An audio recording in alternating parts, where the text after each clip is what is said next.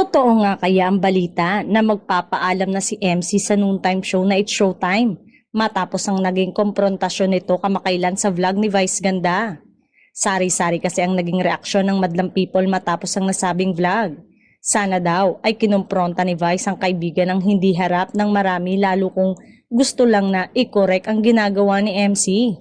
Naipasok din ng ilang netizen ang sinabi ni MC na kailangan niya laging may patunayan kapag kasama niya si Vice. Ikinonek ito ng ilan sa ganap niya sa It's Showtime na palagi ang nasisita kapag walay ang banat sa show ay napapagalitan si MC.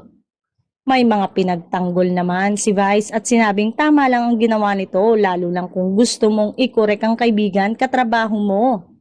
Medyo alarming kasi ang mga balita na nagpapa-power tripping si Vice Ganda sa noontime. Balita na parang siya na ang nagpapatakbo ng Showtime. Siya na ang nasusunod sa lahat ng galaw ng programa dahil nga naman dito.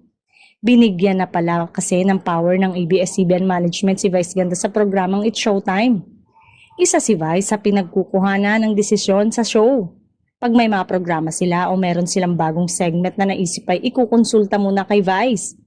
Binigyan na ng power si Vice na magdesisyon para sa show or magkonsulta sa kanya ang mga staff.